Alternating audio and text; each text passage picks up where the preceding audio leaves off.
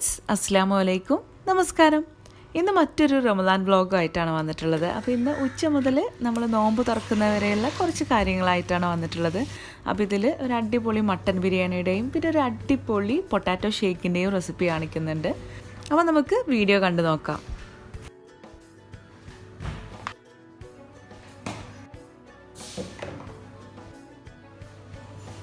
അപ്പോൾ ഇന്നൊരു വ്യത്യസ്തമായിട്ടുള്ളൊരു മട്ടൻ ബിരിയാണിയാണ് ഉണ്ടാക്കുന്നത്. നമ്മളുടെ ചാനലിൽ ഇതിന് മുന്നേ വേറൊരു റെസിപ്പി ഇട്ടിട്ടുണ്ടായിരുന്നു, നോർമൽ മട്ടൻ ബിരിയാണി. ഇന്നിപ്പോൾ കുറച്ചൊരു വ്യത്യസ്തമായിട്ടാണ് ചെയ്യുന്നത്. അപ്പോൾ നമുക്ക് അതിന് വേണ്ടിയിട്ട് ആദ്യം ഒന്ന് മട്ടൻ ഒന്ന് മാരിനേറ്റ് ചെയ്ത് വെക്കണം. അപ്പോൾ അതിന് വേണ്ടിയിട്ടുള്ള ഇൻഗ്രീഡിയൻസ് എല്ലാം ഇവിടെ റെഡിയാക്കി വെച്ചിട്ടുണ്ട്. സവാള ഇപ്പോൾ അതിൽ ചേർക്കാനുള്ളതല്ല കേട്ടോ, ഇത് ഫ്രൈ ചെയ്തിട്ടാണ് ചേർക്കേണ്ടത്. അപ്പോൾ ആദ്യം നമുക്ക് ഇതൊന്ന് മാരിനേറ്റ് ചെയ്ത് വെക്കാം. അപ്പോൾ നമ്മൾ 1 കിലോ മട്ടനും അതുപോലെ 1 കിലോ റൈസും ആണ് കേട്ടോ ഇവിടെ എടുക്കുന്നത്. ഇനി നമുക്കിതിലേക്ക് ഇഞ്ചി വെളുത്തുള്ളി പേസ്റ്റാണ് ഇട്ട് കൊടുക്കേണ്ടത്. അപ്പോൾ ഞാനൊരു വലിയ ബൗള് വെളുത്തുള്ളി എടുത്തിട്ടുണ്ട്, ഒരു 2-3 പീസ് ഇഞ്ചി എടുത്തിട്ടുണ്ട്. അപ്പോൾ അത് പേസ്റ്റ് ആക്കിയിട്ടുള്ളതാണ്. അപ്പോൾ അത് ഇതിലേക്ക് ഇട്ട് കൊടുത്തു. ഇനി കുറച്ച് കറിവേപ്പില ഇട്ട് കൊടുക്കുന്നുണ്ട്. എരിവിനനുസരിച്ച് കുരുമുളക് പൊടി. ഞാനിവിടെ 1.5 ടേബിൾ സ്പൂൺ ഇട്ട് കൊടുത്തിട്ടുണ്ട്. 1 ടേബിൾ സ്പൂൺ മുളക് പൊടി, 1 ടേബിൾ സ്പൂൺ മഞ്ഞൾപ്പൊടി, ഒരു 3-4 ടേബിൾ സ്പൂൺ മല്ലിപ്പൊടി,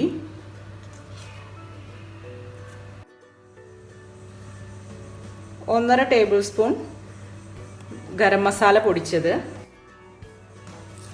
1/2 ടേബിൾ സ്പൂൺ ഉലുവ, മല്ലിയിലയും പുതിനയിലയും കൂടെയാണത്.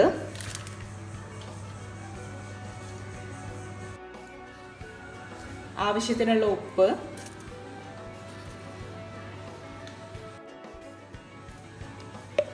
എടുത്തിട്ടുണ്ട്. 5-6 ടേബിൾ സ്പൂൺ വെളിച്ചെണ്ണ, ഒരു 5-6 ടേബിൾ സ്പൂൺ വെളിച്ചെണ്ണയാണ്. ഇനി നമുക്ക് കൈ വെച്ചിട്ട് നന്നായിട്ടൊന്ന് കുഴച്ചെടുക്കണം.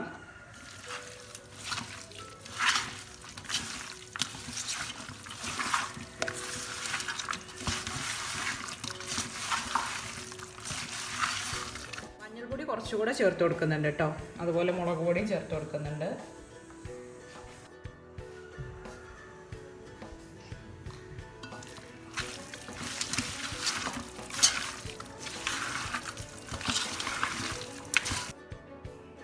ഇനി ഇതിലേക്ക് ഒരു നാരങ്ങയുടെ ജ്യൂസാണ് ചേർക്കുന്നത്. പിന്നെ കുറച്ച് തൈരും കൂടെ ചേർക്കുന്നുണ്ട്, ഒരു 2-3 ടേബിൾ സ്പൂൺ തൈര്. ഇനി ഇത് നന്നായിട്ടൊന്നും കൂടെ മിക്സ് ചെയ്ത് കൊടുക്കാം.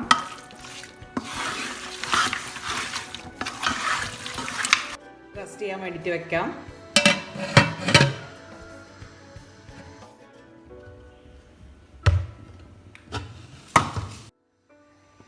അപ്പോഴേക്കും നമുക്കിനി ഈ സവാള ഒന്ന് ഫ്രൈ ചെയ്തെടുക്കണം. അപ്പോൾ ഇത് ഗാർണിഷിങ്ങിനും അതുപോലെ മസാലയിലേക്കും രണ്ടിലേക്കും വേണ്ടിയിട്ടുള്ളതാണ്.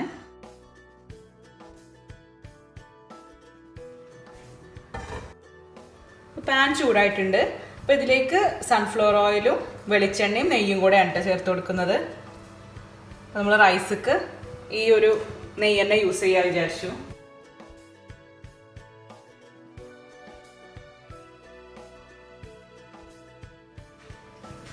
അപ്പോൾ ഞാനിതിൽ റൈസിലേക്കും കൂടെ ആവശ്യമുള്ള നെയ്യ് ഒഴിച്ചു കൊടുത്തിട്ടുള്ളൂ. അപ്പോൾ കുറച്ചായിട്ടിട്ട് സവാള വറുത്തെടുക്കാം. നമ്മൾ ഓൾറെഡി മസാലയിലേക്കുള്ള നെയ്യൊക്കെ ഒഴിച്ചു കഴിഞ്ഞല്ലോ, അതുകൊണ്ട് ഇതിലേക്ക് എക്സ്ട്രാ എടുത്തു കഴിഞ്ഞാൽ പിന്നെ അത് വെറുതെ വേസ്റ്റ് ആവും. അപ്പോൾ ഞാൻ കുറച്ച് കണ്ടോ, റൈസിലേക്ക് ആവശ്യമുള്ളത് മാത്രം നെയ്യ് ഇപ്പോൾ ഇതിലേക്ക് എടുത്തിട്ടുള്ളൂ. അപ്പോൾ കുറച്ച് സവാള ഇട്ടിട്ട് അങ്ങനെ ബാച്ചായിട്ട് അങ്ങനെ വറുത്തെടുക്കാം.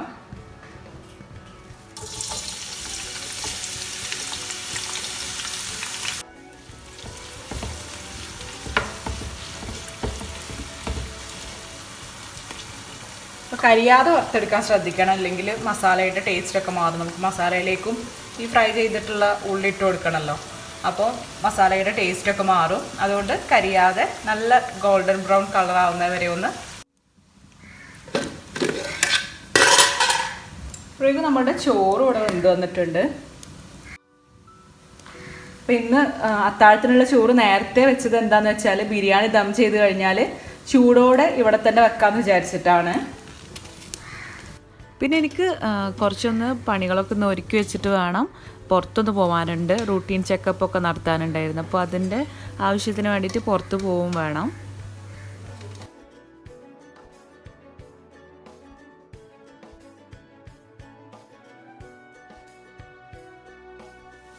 ഇത് നല്ല ഗോൾഡൻ ബ്രൗൺ കളറായി വന്നിട്ടുണ്ട്. ഇനി ഇത് എണ്ണയിൽ നിന്നും കോരി മാറ്റാം.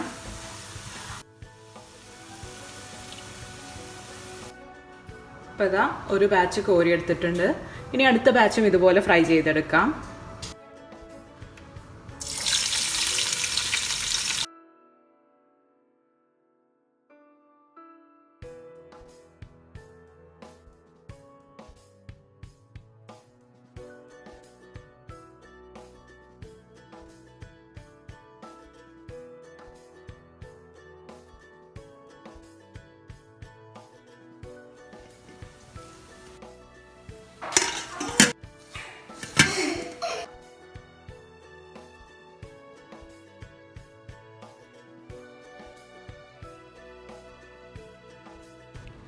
അപ്പോൾ ഇതാ സവാളയെല്ലാം ഫ്രൈ ചെയ്തെടുത്തിട്ടുണ്ട്.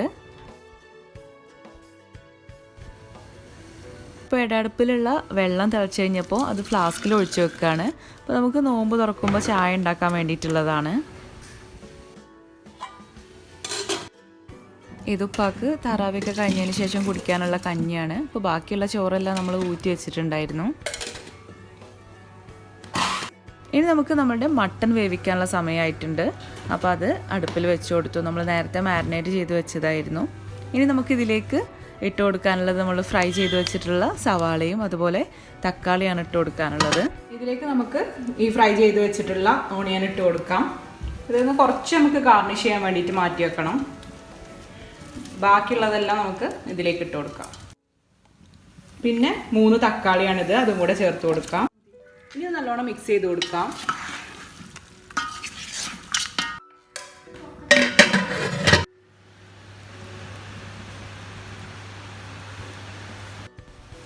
പുറത്തത് അത്യാവശ്യം കുഴപ്പമില്ലാത്തൊരു മഴയൊക്കെ പെയ്യുന്നുണ്ട്.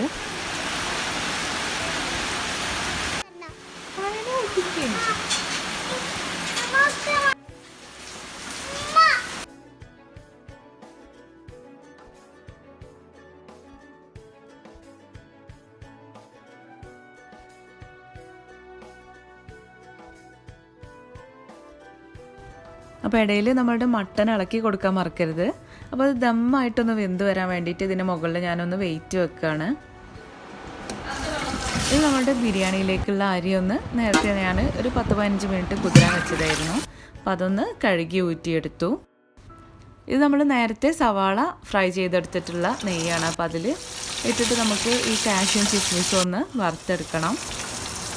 അതിനുശേഷം നമുക്ക് ഈ പാനിൽ തന്നെ ബിരിയാണിയിലേക്കുള്ള റൈസ് വേവിച്ചെടുക്കാം. ഞാൻ നെയ്ച്ചോറാക്കിയിട്ടാണ് കേട്ടോ റൈസ് വേവിച്ചെടുക്കുന്നത്.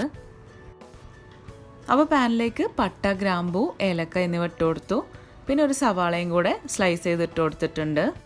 അപ്പോൾ അതൊന്ന് വഴന്ന് വന്ന് കഴിഞ്ഞപ്പോൾ ഇതിലേക്ക് തിളച്ച വെള്ളം ഒഴിച്ചു കൊടുത്തു. അപ്പോൾ നമ്മൾ 1 ഗ്ലാസ് അരിക്ക് 2 ഗ്ലാസ് വെള്ളം എന്നുള്ള ഒരു മെഷർമെൻറ്റിലാണ് വെള്ളം എടുത്തിട്ടുള്ളത്. അപ്പോൾ ഇതാ വെള്ളത്തിലേക്ക് നമ്മൾ ആവശ്യത്തിനുള്ള ഉപ്പും ചേർത്ത് കൊടുത്ത് നമ്മൾ ഡ്രെയിൻ ചെയ്ത് വെച്ചിട്ടുള്ള അരിയും ചേർത്ത് കൊടുത്തിട്ടുണ്ട്. അപ്പോൾ 1 കിലോഗ്രാം അരിയാണ് കേട്ടോ. പിന്നെ കുറച്ച് മല്ലിയിലയും കൂടെ ചേർത്ത് കൊടുത്തു. ഇനി അരി ഇട്ടതിന് ശേഷം ഒന്ന് തിളച്ച് കഴിഞ്ഞാൽ പിന്നെ ഒരു മീഡിയം ഫ്ലെയിമിൽ അങ്ങനെ വേവിച്ചെടുത്താൽ മതി. അപ്പോൾ അതിനിടയിൽ ബിരിയാണിയിലേക്കുള്ള തൈരൊന്ന് റെഡിയാക്കി എടുക്കുകയാണ്. അതിനിടയിൽ തരിക്കഞ്ഞിയും ഒക്കെ റെഡിയാക്കി വെച്ചിട്ടുണ്ടായിരുന്നു കേട്ടോ. ഇനി ഇവിടെയൊക്കെ ഒന്ന് ജസ്റ്റ് ക്ലീൻ ചെയ്യണം. പിന്നെ റൈസ് വെന്ത് കഴിഞ്ഞാൽ ബിരിയാണി ദം കൂടെ ചെയ്യാനുണ്ട്.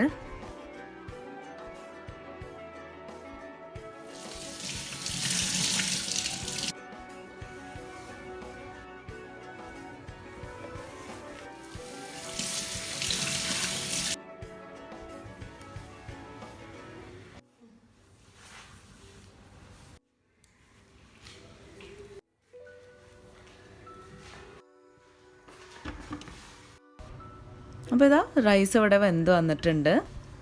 ഇനി നമുക്ക് ദം ചെയ്തെടുക്കണം.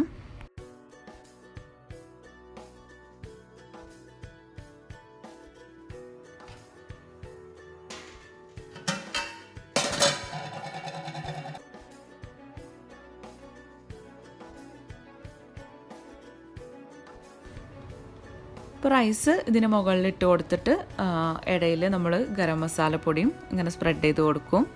പിന്നെ നെയ്യ് എത്ര വേണമെന്ന് വെച്ചാൽ നിങ്ങളുടെ ഇഷ്ടത്തിനനുസരിച്ച് ചേർത്ത് കൊടുക്കുക. ഞാനിവിടെ നെയ്ച്ചോറിൽ കുറച്ച് നെയ്യ് ചേർത്തിട്ടുണ്ടായിരുന്നു. ഇനി ലാസ്റ്റ് കുറച്ചും കൂടെ ചേർത്ത് കൊടുക്കാമെന്ന് വിചാരിച്ചു.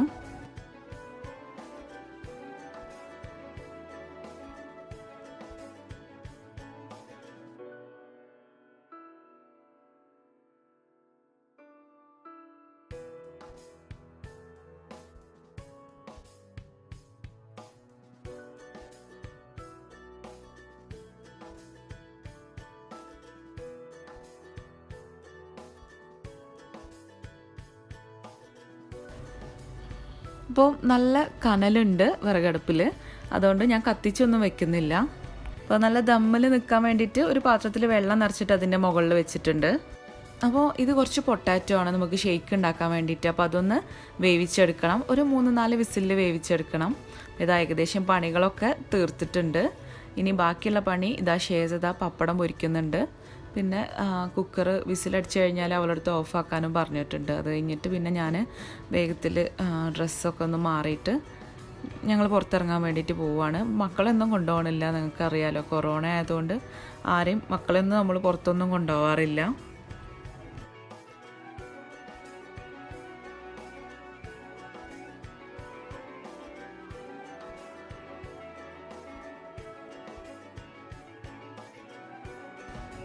അപ്പോൾ ഞങ്ങൾ അന്ന് പുറത്തിറങ്ങുന്ന ദിവസം എന്ന് പറയുന്നത് ലോക്ക്ഡൗണൊക്കെ കുറച്ച് ലിബറലാക്കിയ ദിവസമായിരുന്നു. അന്ന് ഷോപ്പുകളൊക്കെ തുറക്കാനുള്ള അനുമതിയൊക്കെ ഉണ്ടായിരുന്നു. അപ്പോൾ അന്നത്തെ ദിവസം റോട്ടിലൊക്കെ കുറച്ചൊക്കെ തിരക്കൊക്കെ കാണുന്നുണ്ട്. അങ്ങനെ ഞങ്ങൾ ഒരു 5:30-5:45 ആയപ്പോൾ വീട്ടിൽ തന്നെ തിരിച്ചെത്തി. ഷെയ്സ് അവിടെ പുറത്ത് കളിക്കുകയാണ്. അപ്പോൾ ഇതാ ഞങ്ങൾ വന്നപ്പോഴേക്കും ഷേസ പൊട്ടാറ്റോയുടെ തൊലിയൊക്കെ കളഞ്ഞു വെച്ചിട്ടുണ്ട്. ഷേക്ക് അടിക്കാൻ വേണ്ടിയിട്ട് അവൾ മിക്സിയുടെ ജാറിലൊക്കെ ഇട്ടിട്ടുണ്ട്. ഞാനടുത്ത് തൊലി കളയാൻ പറഞ്ഞിട്ടുണ്ടായിരുന്നു. അപ്പോൾ ഇനി ഇതൊന്ന് കട്ട് ചെയ്ത് കൊടുക്കണം. അവളതങ്ങനെ മിക്സിയിലൊക്കെ കൊണ്ടുവച്ച് റെഡിയാക്കി വെച്ചതാണ്. അപ്പോൾ എന്തായാലും അതൊന്ന് കട്ട് ചെയ്തെടുക്കുകയാണ്. ഇനി ഇതിലേക്ക് നല്ല ഐസായിട്ടുള്ള പാലാണ് കേട്ടോ ഒഴിച്ച് കൊടുക്കുന്നത്.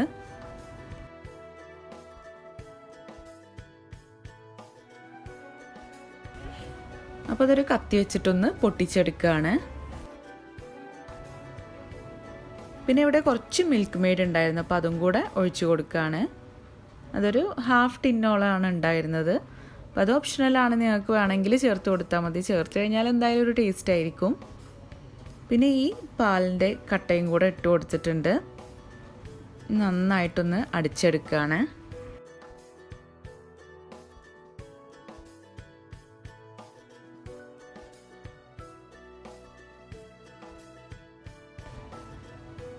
ഇനി ഇതിലേക്ക് കുറച്ച് വാനില എസൻസ്, അപ്പോൾ നിങ്ങളുടെ ടേസ്റ്റിനനുസരിച്ച് നിങ്ങൾക്ക് എത്രത്തോളം ഇഷ്ടമാണോ അതിൻ്റെ ഫ്ലേവർ അതിനനുസരിച്ച് ചേർത്ത് കൊടുക്കുക. പിന്നെ കുറച്ച് ഐസ് ക്യൂബ്സും കൂടെ ഇട്ട് കൊടുത്തിട്ടുണ്ട്. പിന്നെ മധുരമൊക്കെ നിങ്ങളുടെ ഇഷ്ടത്തിനനുസരിച്ച് ചേർത്ത് കൊടുക്കുക. അപ്പോൾ ഇതാ അടിപൊളി ഷേക്ക് ഇവിടെ റെഡി ആയിട്ടുണ്ട്.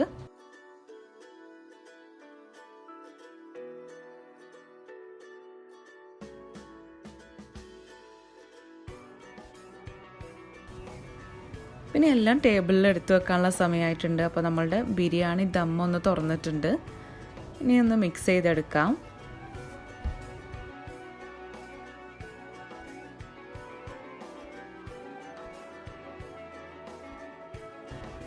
അപ്പോൾ ഞങ്ങളിവിടെ മസാലയും അതുപോലെ റൈസും കൂടെ മിക്സ് ചെയ്തിട്ടാണ് കേട്ടോ എടുക്കാറ്. നിങ്ങൾക്ക് വേണമെങ്കിൽ റൈസ് സെപ്പറേറ്റ് ചെയ്തിട്ട് അങ്ങനെ രണ്ടും സെപ്പറേറ്റ് ചെയ്തെടുക്കാം. അപ്പോൾ ഞാനെല്ലാം മിക്സ് ചെയ്തെടുത്തിട്ടുണ്ട്.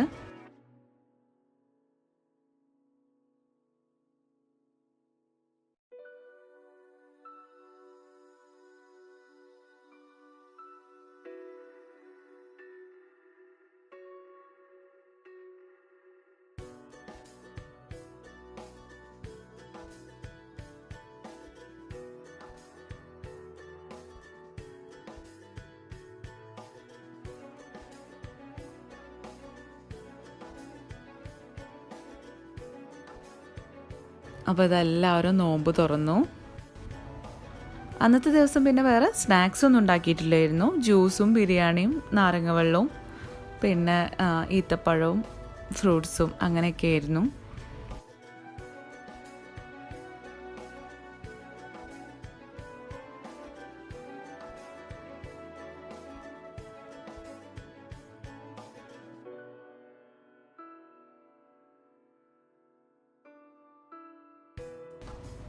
അങ്ങനെ എല്ലാവരും ഫുഡൊക്കെ കഴിച്ച് പിന്നെ പ്ലേറ്റുകളൊക്കെ ജസ്റ്റ് കിച്ചണിലൊന്ന് കൊണ്ടുവച്ച് പിന്നെ നിസ്കാരവും ഓത്തൊക്കെ കഴിഞ്ഞതിന് ശേഷമാണ് പിന്നെ ക്ലീനിങ്ങും അത്താഴത്തിനുള്ള ബാക്കി പരിപാടികളൊക്കെ നോക്കിയത്.